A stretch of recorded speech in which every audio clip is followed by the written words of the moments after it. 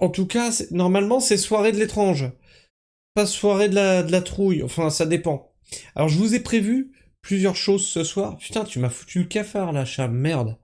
Ouais, parce qu'au début, je disais, ouais, l'Iran, bon, Troisième Guerre mondiale, oui, mais ça va y aller mollo. Non, là, c'est vraiment bien parti, là. Oh là, tu m'as foutu une claque. Salut Shelby. Alors, je vous ai prévu plusieurs choses ce soir. Donc, un étrange phénomène qui touche toute une famille. Je sais pas ce que c'est, je vais découvrir avec vous. Alors, vous vous posiez des questions sur Rachel Fortin. Vous disiez, oui, on comprend pas, machin, ce qu'elle dit. Apparemment, vous êtes pas seul, parce qu'elle répond à des questions. Question-réponse, Rachel Fortin, sur les Anunnaki, les reptiliens, les Goa'uld. Attention, les Goa'uld. Oui, parce que les Goa'uld sont une vérité. Le HF200, je sais même pas ce que c'est. Et donc, c'est la partie 1. La partie 1 dure déjà 1 heure, les amis. Alors là, on va se plonger dans les méandres d'un cerveau de complotiste qui va répondre à des questions qui lui ont été posées. Et il y aura une partie 2 qu'on va faire aussi. Mais là, je sais même pas du tout à quoi m'attendre. Parce que déjà, quand en normal, c'est perché. Mais alors, quand elle doit répondre à des questions qu'on lui pose, à mon avis, ça doit être... Et pour finir la soirée, j'ai remis la vidéo qu'on n'a pas pu voir la dernière fois. Parce que elle buguait. Comme dans toutes les soirées de l'étrange, il y a toujours un truc qui bug sur nos lives. Alors là, normalement, vous m'entendez bien. J'ai tout préparé, j'ai redémarré le PC. Théoriquement, ça devrait bien se passer. À moins qu'on se fasse bombarder en plein live. On sait pas, tout est possible. Tout est possible. Rachel va me déchirer le cerveau. Prépare les cachetons, Sylvie. Prépare les cachetons. Mais je pense que tu n'es pas la seule. Moi, j'ai mon petit verre d'eau. J'ai tout prévu, tu vois. J'ai mon petit verre d'eau. Les cachetons, j'ai pas prévu, mais bon, ben, j'ai l'habitude. Je suis endurant. Oui, je t'assure. Bref, on va commencer la soirée avec notre ami Toony, qui nous dit un phénomène extrêmement rare a touché cette famille. Alors moi, je vois une bestiole derrière, je vois un cordon ombilical qui traverse les cheveux, je vois Raphaël Arnaud avec des lunettes ici, je me dis, qu'est-ce qui se passe? Ils ont voté les filles.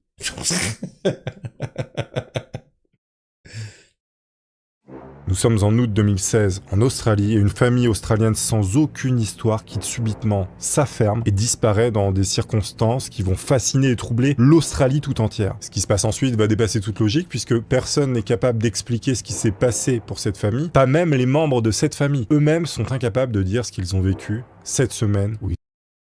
Attention Sylvie, hein. Tu sais que Kirby 54 c'est l'ancien pseudo de Astérion. Le Minotaure, si tu préfères. Après, tu fais ce que tu veux, hein, si tu veux serrer ton Kirby tout rose.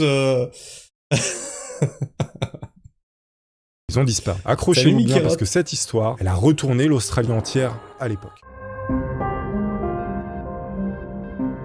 Alors Sylvan, c'est une petite ville tranquille qui est située dans l'état de Victoria, à l'est de Melbourne en Australie. C'est là que vivent Mark et Jacoba Tromp, à ne pas confondre avec Trump, à rien à voir. C'est bien Tromp, hein, comme un éléphant. Âgés respectivement de 50 et 53 ans. Le couple possède une ferme où ils cultivent des groseilles. Ils gèrent également une entreprise de terrassement. Les deux activités sont relativement... Dis-moi Tony, tu as déjà vu des groseilles dans ta vie? Parce que ça, c'est des fraisiers. C'est d'une ferme où ils cultivent des groseilles. Ils gèrent également une entreprise de terrassement. Les deux activités sont relativement prospères. Mark et Jacoba travaillent très dur pour construire leur petit empire et ça marche plutôt pas trop mal. Donc, la famille Tromp, elle compte 3 enfants. Vous avez Rihanna qui a 29 ans, Mitchell 25 ans et elle a 22 ans. Alors, tous les 3 travaillent à la ferme familiale 7 jours sur 7. On est vraiment sur une entreprise familiale comme ça peut se faire. C'est une famille qui est très soudée, elle est reconnue dans la région pour son sérieux mais aussi son engagement dans le travail. Les voisins et amis les décrivent comme des gens tout à fait normaux, sans aucun problème apparent. Rien ne laisse présager ce qui va arriver. Vous le savez maintenant, à chaque fois c'est pareil. La propriété familiale se trouve sur ce qu'on appelle le Shapton Road. La ferme c'est... En même temps, ils vivent en Australie. Hein. Je rappelle, en Australie, 90% de la faune et de la flore, son but c'est de te buter en fait. Voilà. s'étend sur plusieurs hectares. Donc les Trompes, ils vivent depuis très longtemps. Ils ont construit leur vie ici, ils sont loin de l'agitation urbaine, dans un environnement très rural, mais aussi très paisible. Ils ont même un site internet qui présente leur exploitation de groseilles. Ils invitent les visiteurs à venir cueillir leurs propres fruits. Vous savez, c'est ces fermes hein, où vous y allez, vous cueillez vos trucs et puis vous payez un peu moins cher. On est vraiment sur l'image vraiment stéréotypée épinale de la famille australienne qui fait pousser ses groseilles au fin fond de l'Australie. Voilà, tout va bien pour l'instant. Parce que le lundi 29 août 2016, tout va basculer. Ce matin-là, les 5 membres de la famille Trompe vont monter dans le SUV Peugeot gris Della et quittent leur domicile. Ils ne préviennent absolument personne de leur départ, n'emportent aucun bagage, ils laissent derrière eux leur téléphone portable, leur passeport, leur carte bancaire, toutes les affaires que normalement on prend pour partir en voyage. Donc là, c'est très bizarre. Ils prennent un seul truc, une somme d'argent en liquide assez conséquente, qui se barre avec sa famille entière avec un paquet de pognon. À noter qu'ils ne prennent même pas la peine de fermer à clé leur maison, elle est ouverte. Dans l'allée, les autres véhicules de la famille attendent, avec les clés sur le contact directement. Ils avaient l'habitude de laisser leurs clés, vous savez, dans les endroits comme ça reculés, il n'y a pas souvent de voleurs, donc on laisse un petit peu tout ouvert. À l'intérieur de la maison, les documents financiers et administratifs sont éparpillés partout. Ces papiers concernent les activités de la ferme, mais aussi de l'entreprise. Ils sont disposés. Ils se sont fait cambrioler. Jusque-là, resto rationnel, ça ressemble à un cambriolage et ils se sont barrés. Eux se sont barrés, les autres ils cherchaient quelque chose. Tu crois que c'était un contrôle de l'URSSAF, Cham? En pleine nuit?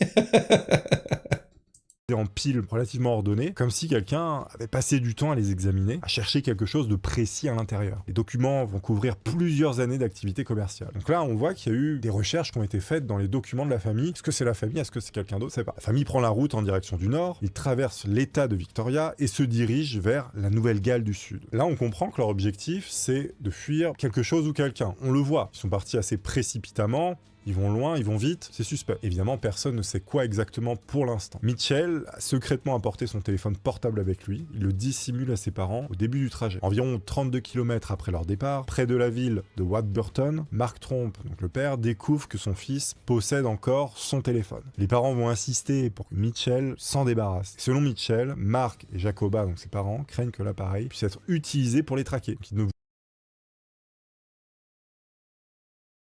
Là, ça devient louche. Donc, vous fuyez quelque chose de gouvernemental. Il fuit peut-être l'URSSAF. T'as peut-être bien raison, en fait. T'as peut-être bien raison. Voulait vraiment pas être retrouvé. Mitchell finit par jeter son téléphone par la fenêtre de la voiture, tout ça en roulant. Le téléphone est comme ça balancé, et il reste sur le bord de la route, abandonné. La famille, elle continue ensuite de rouler vers le... L'URSSAF australien, il a probablement 25 pattes et 15 pinces avec du venin. Impossible. C'est pas... Tout est possible en Australie. Nord. Ils parcourent environ 825 km avant d'atteindre leur première destination relativement notable. Le trajet va durer toute la journée et se poursuit durant la nuit. À l'intérieur de la voiture, personne ne dort vraiment. La tension dans le véhicule monte au fil des heures. Les enfants commencent à se poser des questions sur le comportement de leurs parents. Le mardi 30 août 2016, vers 7h du matin, la famille arrive finalement près de Bathurst, qui est une ville de Nouvelle-Galles. Plus précisément, ils vont s'arrêter dans la banlieue de Kelslow. Et là, Mitchell, il en a assez, il comprend pas ce qui se passe, pourquoi ses parents les ont emmenés comme ça, il en a marre, il commence à s'énerver. Et il pense même littéralement que ses parents ont pété un plomb pour se barrer comme ça de chez eux. Donc il se dit, mince, mes parents sont en train de phaser complètement, ils nous emmènent dans un délire en voiture, là, on sait pas trop ce qui se passe. Et à ce moment-là, Mitchell va décider de quitter le groupe, s'en aller. Il abandonne donc sa famille et prend un train pour Sydney. De là, il prend un autre train pour Melbourne. Le voyage de retour est relativement long. Mitchell arrive chez lui dans la matinée du mercredi 31 août. Et il est le premier membre de la famille à regagner Sylvan. Plus tard, quand il parle aux journalistes, Mitchell va expliquer que ses parents étaient convaincus d'être suivis. Il dit que Mark et Jacoba pensaient que des gens leur voulaient du mal. Il va décrire leur état comme de la paranoïa. Mitchell, il va même dire qu'il les avait jamais vus comme ça avant et qu'il comprenait pas leur comportement. Il va même préciser que les parents ont dit qu'ils avaient peur pour leur vie et qu'il fallait fuir, et donc c'est ce qu'ils avaient fait, sans préciser pourquoi. Alors lui, Mitchell, il est convaincu que ses parents ont littéralement pété un câble à cause de la pression du travail, et que finalement, ils sont devenus un petit peu fous, c'est ce qu'il pense, pour l'instant. Mitchell exprime également des regrets, et dit qu'il a d'abord pensé que partir était la meilleure décision pour lui, mais en fait, il va regretter d'avoir fait ça, parce qu'il aurait finalement préféré aider sa famille, essayer de les raisonner et de les ramener à la raison, parce qu'il pensait qu'il pétait un plomb. Après le départ de Mitchell, les 4 membres restants de la famille Tromp dans la voiture poursuivent leur route. Mark et Jacoba continuent à conduire avec leurs 2 filles, Rihanna et Ella. Tous ensemble, ils roulent vers l'est en direction des grottes de Génolan, qui est un site touristique populaire situé à environ 175 km à l'ouest de Sydney. Ces grottes, c'est une destination qui est très connue, c'est hyper touristique. Le site, il offre des formations calcaires assez hallucinantes, mais la famille Tromp, elle ne semble pas intéressée par ce tourisme. Ils vont là-bas visiblement pour une autre raison, vraisemblablement pour se cacher de quelque chose. Et à leur arrivée, les 2 sœurs prennent une décision radicale. Rihanna et Ella ne peuvent plus supporter cette situation elles aussi. Elles voient que leurs parents ne vont pas bien, et elles décident également de les quitter. Les 2 jeunes femmes volent un véhicule stationné sur place, elles montent dans cette voiture et commencent à rouler vers le sud pour rentrer chez elles. Et donc les 2 filles se dirigent vers une ville qu'on appelle Goulburn, oui le nom est rigolo, qui est située à environ 2 heures de route au sud des grottes. Alors durant le trajet, elles vont un peu discuter. Attends, mais on a affaire à une famille qui est stable, bien établie, reconnue pour son travail par les voisins, etc. Et tu vas me dire, ils ont pété un câble comme ça du jour au lendemain?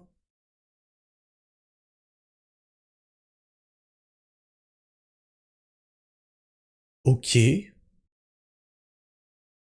Moi, ça me semble bizarre. Tout ce qui vient de se passer, elles aussi, elles sont un peu perdues. Quand elles arrivent dans cette fameuse ville de Goulburn, le nom est drôle, elles vont décider d'aller à la police pour prévenir que leurs parents sont en train de péter un gros câble. Du moins, c'est ce qu'elles pensent. Et donc, c'est à ce moment-là que les autorités sont officiellement prévenues de la disparition des parents. À Goulburn, les 2 sœurs s'arrêtent dans une station-service et elles vont décider à ce moment-là de se séparer. Elle a dit qu'elle doit rentrer à la maison pour nourrir ses chevaux. Et donc, elle prend... Bah d'accord, Mister Ténarien, mais moi je veux bien que c'est un complot des ovnis, mais quel rapport avec l'URSSAF?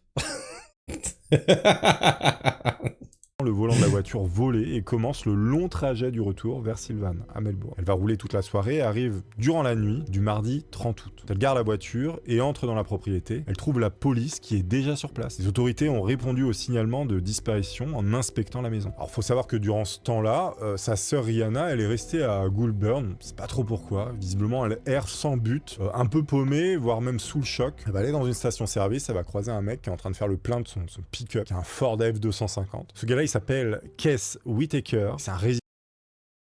En parlant de pick-up, oh s'il faut que je vous la raconte celle-là. Ce matin, je me réveille et je check mon téléphone comme tous les matins. Vous savez, c'est ma routine pour chercher les news, etc. Donc ce matin, il n'y avait pas la guerre déjà. Pour commencer. Et là, j'étais bidonné. Il y a un mec qui a passé son pick-up, vous savez, aux machines pour laver les voitures, les rouleaux là. Et à l'arrière du pick-up, il y avait 3 rouleaux de fil de fer. Devinez ce que ça a fait avec les rouleaux? Ah bah toute la machine elle est niquée. Tout est enroulé partout dans la machine. Heureusement que c'était du fil de fer et pas du fil barbelé. Président de Goulburn, qui se rend à un rendez-vous médical à Canberra, capitale de l'Australie. Attention, c'est pas Sydney. Et donc il fait le plein vers 11h du matin de son 4x4 le mardi 30 août. Il paie son carburant et retourne à son véhicule. Il démarre et prend la route vers Canberra. Et lui, à ce moment-là, il se doute pas que finalement dans son 4x4, il y a Rihanna qui est entrée dedans pour squatter et se déplacer gratuitement. Pas la chanteuse, rien à voir. Mais parce que Rihanna s'est glissée à l'arrière du pick-up pendant que Keith faisait le plein. Elle est complètement recroquevillée sous le plancher, entre les sièges. Et durant 1 heure, il va rouler comme ça, il va voir que du feu. Bon, au bout d'un moment, il va entendre un bruit, il va se rendre compte qu'elle est dans la voiture, et donc il va s'arrêter sur une aire de repos pour voir qu'est-ce qu'elle fout là, quoi, tout simplement. Il va quand même demander à la jeune femme si elle va bien, parce qu'il voit qu'il y a un truc qui est bizarre. Elle va se redresser de sous le siège, elle s'assoit, sauf qu'elle regarde dans le vide et elle est incapable de donner son nom, elle sait plus comment elle s'appelle. Keith, il va même décrire qu'elle est dans un état catatonique, comme on dit. C'est-à-dire qu'elle est comme ça, elle comprend plus rien à la vie. Il va demander à Rihanna si elle a besoin d'eau ou si même elle est blessée. Elle dira que non. Il va ensuite sortir son téléphone et appelle la police. Il reste avec la jeune femme et attend l'arrivée des autorités. Pendant tout ce temps, Rihanna reste assise, immobile, regardant droit devant elle, le regard... Alors oui, Ténarien, normalement le fil de fer ça va rayer la voiture, je pense qu'il y a eu des dégâts sur la voiture, mais la vidéo c'est quand la machine elle est arrêtée, certainement ils ont fait un arrêt d'urgence avec tous les fils emmêlés de partout. regarde complètement dans le vide. On a l'impression vraiment qu'elle est complètement déconnectée de la réalité. Il se passe quelque chose de bizarre. Bon, la police arrive environ 1 heure plus tard. Les agents prennent en charge Rihanna et l'emmènent au poste de police à Goulburn. Elle va ensuite être transférée d'ici vers l'hôpital de Goulburn pour une évaluation psychiatrique. Les médecins vont constater qu'elle souffre de problèmes qui sont liés à un stress énorme. Elle va être placée sous surveillance pour voir ce qui se passe par la suite. Kess, il va pas porter plainte contre elle. Il a bien vu que c'était une femme qui était un peu paumée, qui avait des problèmes. Apparemment, elle lui a même proposé $50 pour le dérangement. Il a refusé l'argent, hein, évidemment. Beaucoup auraient accepté parmi vous, je le sais. On dirait pas Jean-Claude Van Damme un peu dans Bloodsport.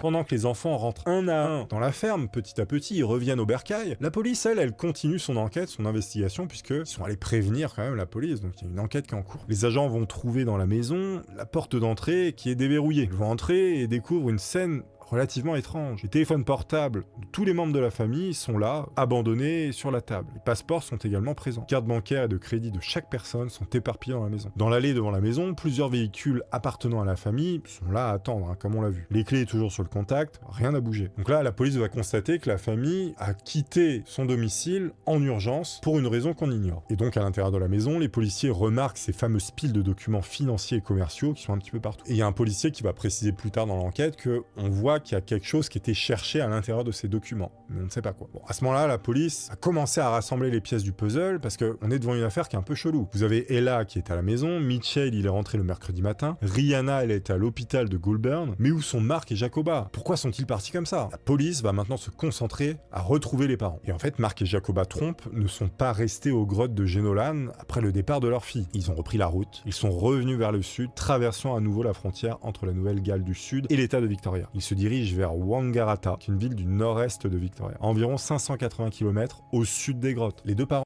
Mais pourquoi faire? Mais leur déplacement n'a aucun sens. arrivent à Wangaratta et à ce moment-là, ils vont se séparer. Chacun va prendre un chemin. On ne sait pas trop pourquoi ils se sont séparés. Évidemment, on n'a pas trop d'informations, mais on sait qu'ils ont pris des chemins différents à ce moment-là.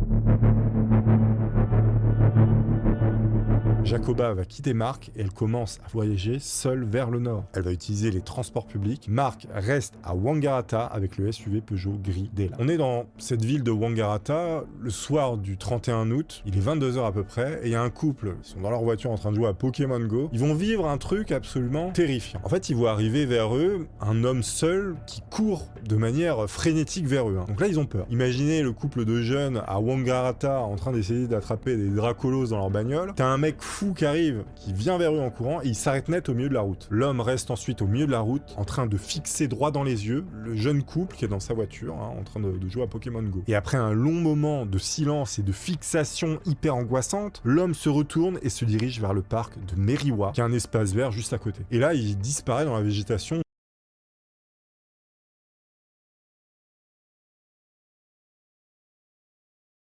Mais qu'est-ce que c'est que ce malade?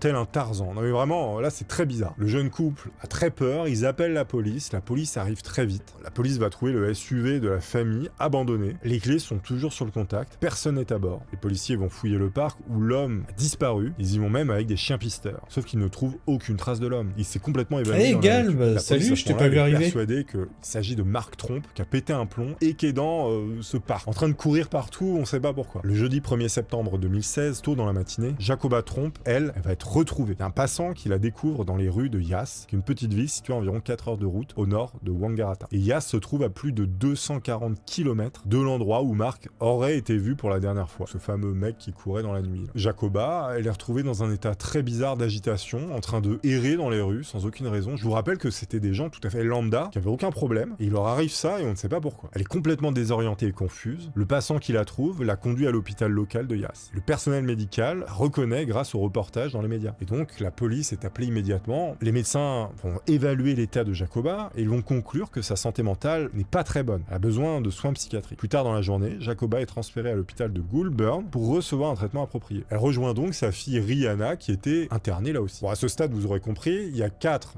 des 5 membres de la famille qui sont retrouvés. Mais où est le père? Mais surtout, pourquoi ont-ils tous pété un gros câble comme ça? Qu'est-ce qui s'est passé? La police va intensifier ses recherches. Ils vont concentrer leurs ressources sur la région de... Non mais ils ont été drogués, c'est pas possible.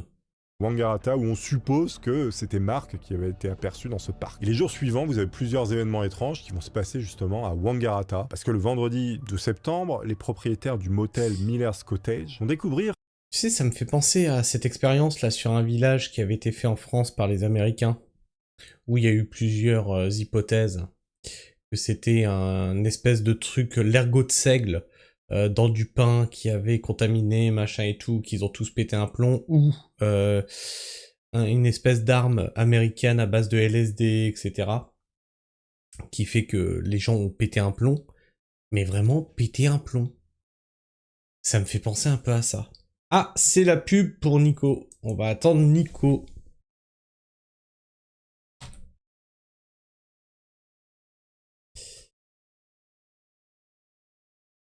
Morale de l'histoire, ne vous droguez pas. Ah oui, ah c'est sûr, c'est une belle morale. Ça fait très très LSD, bah tu vois, on se rejoint Shelby, effectivement.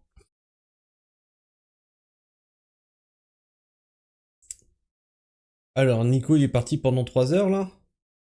Alors, pendant la pub, il est parti au shot, il va revenir 30 minutes plus tard.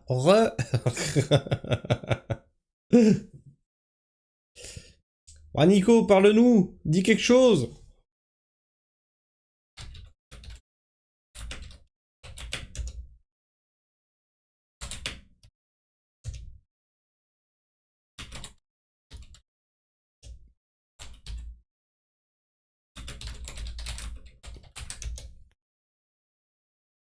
Cinq pubs, ok. T'es de retour, là? Ou faut encore que t'attendes 5 pubs? Morale de l'histoire, le chichi ou la mort. Mais je pense que là, ils ont eu un autre genre de chichi. Trop chelou. Est-ce que tu connais l'histoire de la danse de Saint-Guy à Strasbourg? Non, je connais pas. Et je sais même plus c'était quoi le nom du village, là, qu'ils ont tous pété un câble. Et Nico est Trop bien, pas de pub, merci Bakel. Ah oui, là tu peux... D'ailleurs, il est pas là, Bakel. Il est constamment sur mes publications sur X, mais il est pas là, Bakel. qu'une chambre a été forcée. Il trouve la porte qui est entrouverte vers 9h30 du matin. La salle de bain semble avoir été utilisée. Le lit montre des signes d'occupation. Il y a même un emballage de barres de céréales qui traîne sur le sol. La police, elle va supposer que c'est Mark qui est venu squatter la chambre, voilà, parce qu'il savait pas où dormir. Ils vont faire des prélèvements pour confirmer si c'est bien lui. Les autorités vont continuer à fouiller les environs. Des agents patrouillent, que ce soit sur les routes ou bien dans les espaces publics. Il y a des équipes cynophiles qui sont même déployées dans les zones boisées autour de la ville. Il y a même plusieurs signalements qui sont faits à la police, des gens qui disent avoir vu Mark, ou c'est peut-être lui mais il est déjà parti. Vous avez des témoins qui affirment avoir vu un homme correspondant au signalement de Mark Tromp près de Beja, qui est une ville côtière à plusieurs heures de route de Wangaratta. Cet homme aurait essayé de faire de l'autostop. Bon là la police elle va écarter cette piste, apparemment c'était pas lui. Faut savoir que les... Ah ben si, il est là, Bakel, bonsoir. T'étais là en sous-marin, mais je joue à RE9, c'est quoi RE9 en même temps? Les médias australiens à ce moment-là vont courir l'affaire de manière intense. Les journaux, les chaînes de télévision, les sites internet, tout le monde parle de la famille Tromp. Les gens se demandent ce qui a pu pousser cette famille entière à fuir ainsi. Évidemment, les forums en ligne vont commencer à pulluler de théories complètement incroyables. De là va naître les spéculations les plus farfelues. Le samedi 3 septembre 2016, vers 17h50, il y a un passant qui remarque un homme marchant seul sur le bord de la route de Greta, près de l'aéroport de Wangaratta. L'homme, il a l'air complètement épuisé, mais surtout désorienté. Et le passant, immédiatement, il reconnaît Mark Tromp. C'est lui, il est là. Tout ça évidemment grâce aux photos diffusées dans les médias. Il appelle la police évidemment, la police arrive, il récupère Mark Tromp. Enfin, ils l'ont attrapé. Ils vont l'escorter vers le poste de police Wangaratta. Mark est complètement déshydraté, mais il ne présente pas de blessures graves. Les policiers l'interrogent sur les événements de ces derniers jours. Il y a une évaluation psychologique qui va être... Je suis pas sûr que ce soit la bonne méthode pour l'interroger s'il a pété un plomb à cause du stress. Fait, apparemment il va pas très bien. Mark va passer 5 heures au poste de police. Évidemment vous avez tous les journaux du monde qui attendent à l'entrée du poste. Eux ce qu'ils veulent c'est voir Mark qui sort du commissariat. Et vers 22h30, Mark quitte le poste de police. Il est pris en charge par son frère, Ken Tromp, qui est lui-même policier. Quand Mark sort du bâtiment commissariat, il voit tous les journalistes qui prennent des photos comme ça et qui filment. Ce qu'il fait c'est qu'il leur fait un gros doigt d'honneur. Bon ensuite son frère l'emmène loin du poste. Donc désormais tous les membres de la famille ont été retrouvés. Personne n'a été grièvement blessé, personne n'est mort. Mais évidemment les questions elles demeurent. Que s'est-il passé exactement? Pourquoi cette famille a-t-elle fui? Qu'est-ce qui a déclenché cette peur, cette frayeur collective qui a fait atterrir 3 membres à l'hôpital psychiatrique? Je vous le rappelle, quasiment. Bon, le père, on compte aussi. Le dimanche 4 septembre 2016, Mitchell et Ella Trompe, donc les enfants, organisent... Bon, tu sais, Ténaria, tout se mange, hein. Alors des fois, avec plus ou moins de difficultés, hein. La peau du kiwi, tu peux tenter aussi, hein. une conférence de presse à l'extérieur du domicile familial à Sylvan. Les deux jeunes adultes font face aux caméramans et aux journalistes. Évidemment, ils sont totalement soulagés que leur père ait été retrouvé sain et sauf. Évidemment, les journalistes font leur travail et posent une multitude de questions à Mitchell et Ella. Mitchell va expliquer que ses parents avaient peur. Il va dire qu'il pensait que des gens leur voulaient du mal. Et il dira qu'il ne les a jamais vus comme ça auparavant. Il va même préciser que même lui ne comprend pas ce qui s'est passé réellement. Il va décrire le voyage comme une accumulation de pression liée à des événements quotidiens normaux qui se sont progressivement aggravé. En fait, ce qui est très bizarre, c'est qu'on n'arrive pas à avoir d'explication claire de pourquoi tout le monde a pété un gros plomb comme ça. Les deux enfants vont également donner des nouvelles de leur mère, mais aussi de leur sœur aînée. Jacoba va voir un spécialiste dès le lendemain. Elle va mieux, mais on ne sait pas encore quand est-ce qu'elle sortira de l'hôpital. La fille Rihanna, elle, s'améliore de jour en jour, mais est toujours hospitalisée à Goulburn.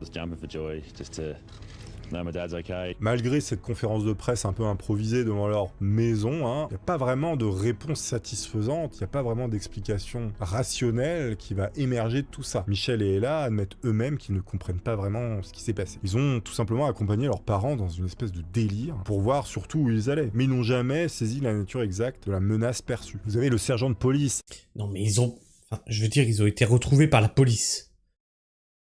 Ils ont bien dû dire ce qu'ils étaient en train de fuir à la police quand même.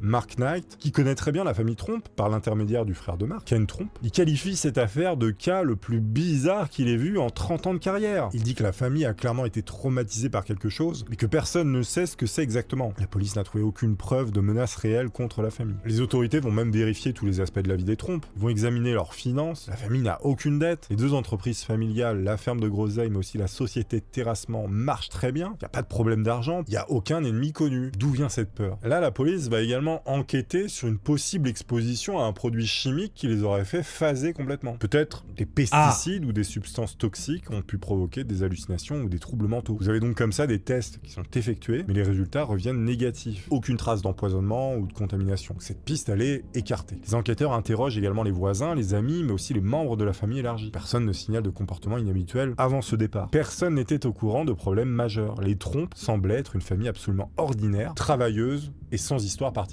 Et donc, Mark Trompe, quelques jours après sa découverte, donc le père, celui qui était un peu à la tête de cette fuite, on va dire, il va justement publier un communiqué officiel. Alors déjà, il va s'excuser pour les événements récents, il reconnaît que sa famille a traversé une période difficile. Il dit qu'il espère qu'ils pourront bientôt se réunir et commencer à donner un sens à cette épreuve pour retourner à une vie normale. Il en dit pas plus, c'est pas très clair encore une fois. Il remercie quand même la police et s'excuse encore une fois d'avoir causé des problèmes. Encore une fois, il donne des banalités sans parler du fond du problème. Il demande même de respecter l'intimité et d'arrêter de poser trop de questions. Je vous rappelle que les deux filles ont volé une voiture, donc là, elles vont avoir des petits soucis par la suite. Pour les charges vont être abandonnées à cause de la santé mentale des jeunes filles. On ne peut pas leur mettre à charge le vol de cette voiture puisqu'elles étaient en détresse psychologique. Il y a une des deux filles quand même qui va comparaître devant un tribunal parce qu'elle n'avait pas de problème mental. Donc l'affaire, elle est fixée pour avril, notamment pour Ella. Après des négociations, le propriétaire du véhicule volé abandonne les charges. Elle est libre. Qu'est-ce qu'on peut tirer de tout ça? Évidemment, il y a plein de théories qui sont arrivées puisqu'on n'a pas eu d'explication claire du pourquoi du comment. Internet s'en est chargé, les amis, évidemment. Les gens ont des ressources et Tony est là pour vous les donner. Bon, les médias, les experts en santé mentale, mais aussi le public va tenter de comprendre ce qui a pu provoquer cette fuite collective. Plusieurs hypothèses. Mais c'est pas tant que la fuite collective qui m'intrigue, c'est que au début t'as deux personnes qui sont dans une psychose, puis après tu te rends compte que finalement ils sont tous plus ou moins, à part, je crois que c'est le fils et une fille qui n'a pas été touché ou très peu touché. Donc il y a bien quelque chose qui les a affectés, c'est pas possible autrement. Ils avaient leur nom dans les dossiers Chine. Ah, t'es con. Ça doit être ça. Intéressantes vont être avancées. Et la théorie la plus souvent citée, elle concerne un phénomène psychiatrique très rare, qui arrive parfois, qu'on appelle la folie à deux, ou dans ce cas, la folie à plusieurs. Alors ce terme français, il désigne un trouble psychotique qui est partagé, où plusieurs personnes... Ce qui s'appelle se monter le bourrichon, voilà, à deux. développent les mêmes croyances délirantes. Ce syndrome se produit presque toujours dans des familles très unies, entre époux, entre frères et sœurs, ou même entre parents et enfants, comme on a peut-être pu voir là. C'est extrêmement rare. La folie à deux, elle a été décrite pour la première fois au 19e siècle. Le terme, il a été créé pour décrire le cas d'un couple français, justement, qui s'appelait Margaret et Mitchell, tous deux âgés de 34 ans, qui partageaient des délires de persécution. Ils croyaient que certaines personnes s'introduisaient dans leur maison, y répandaient de la poussière et usaient leurs chaussures. Bien que les médecins ne puissent déterminer lequel des deux avait développé la psychose en premier, les médecins avaient très bien compris qu'ils se renforçaient la psychose à deux, voilà. Ce syndrome très bizarre se développe généralement dans des conditions d'isolement social. Les personnes touchées ont peu d'interaction avec le monde extérieur. Cet isolement les prive de vérification de la réalité que fournirait normalement un réseau social un petit peu plus large. La famille Tromp, travaillant ensemble à la ferme 7 jours sur 7, passait énormément de temps ensemble, dans un environnement relativement fermé et isolé, au milieu de la campagne. Donc là, on est dans des conditions où la psychose, la folie partagée, la folie à deux comme on l'appelle,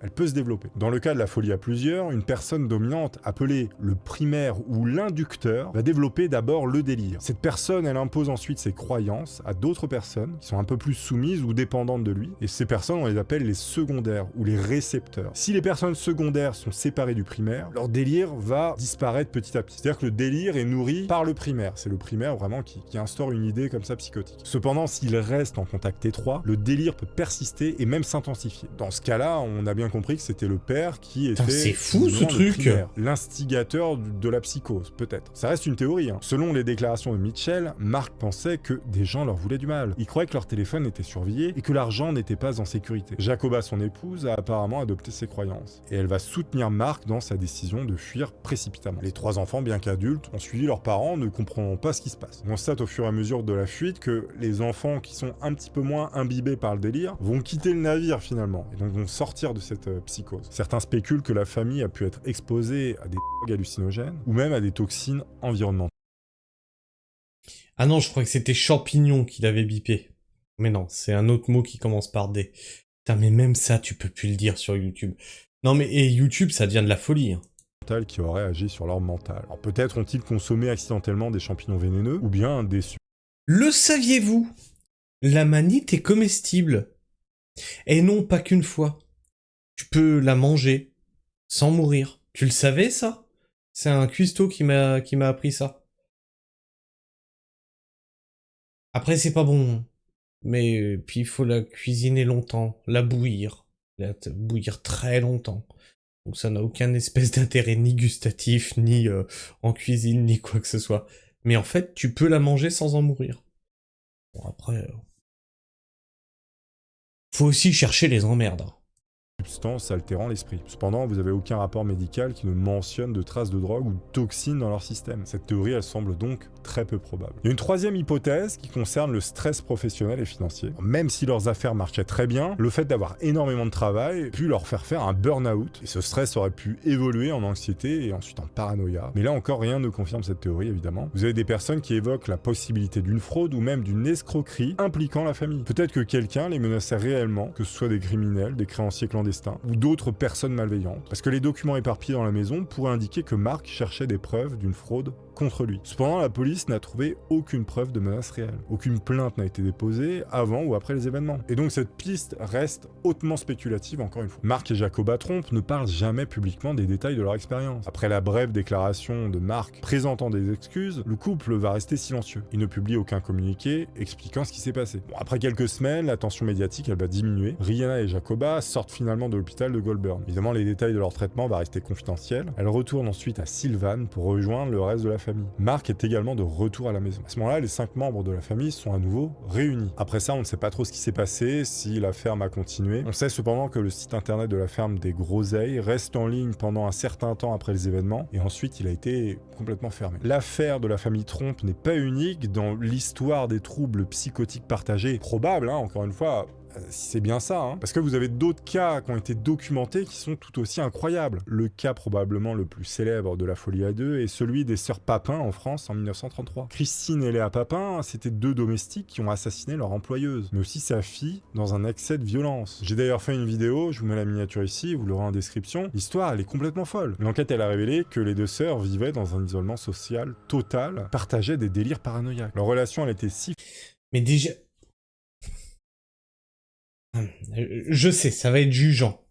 Mais déjà, vivre en isolement total, sans contact avec l'extérieur, déjà c'est bizarre. Déjà c'est bizarre. Et on pourrait se dire qu'à notre époque, ça n'existe pas. Si. Si. Ça existe encore. Des personnes qui ne veulent aucun lien avec l'extérieur. Mais vraiment aucun. Moi, je sors une fois par mois. Il faut sortir plus, Ténéria. Faut sortir plus. Fusionnel. Moi, je sors tous les jours pour aller, oui, tu me diras travailler, mais au moins j'ai du contact avec les gens. Salut Jean-Christophe. Non, moi c'est juste Christophe tout court. Salut Anto. Et donc bienvenue sur le chat, c'est ton premier message ici. Qu'elles avaient développé un monde mental commun qui était complètement coupé de la réalité. C'est une histoire de dingue. Vous avez un autre cas comme ça, c'est celui de la famille Anadal en Écosse en 2010. Une mère et ses 2 fils adolescents ont fugué après avoir développé une peur paranoïaque d'être persécutés. Ils ont vécu cachés pendant plusieurs mois avant d'être retrouvés. Et l'examen psychiatrique a révélé que la mère souffrait de troubles délirants qui avaient été absorbés par les fils. Donc la mère était le primaire et les enfants étaient le, comment on appelle ça, l'antenne, quoi, le récepteur. Non, pas l'antenne. À ce jour, l'affaire de la famille Trompe reste l'un des mystères psychologiques les plus troublants de l'histoire, puisqu'à aujourd'hui, nul ne sait ce qui a vraiment déclenché leur fuite. Putain, mais c'est de la folie, ça. Et ça a continué, puisqu'ils ont fermé le site de l'entreprise, etc., etc. Qu'est-ce que vous dites dans le chat? Des fois,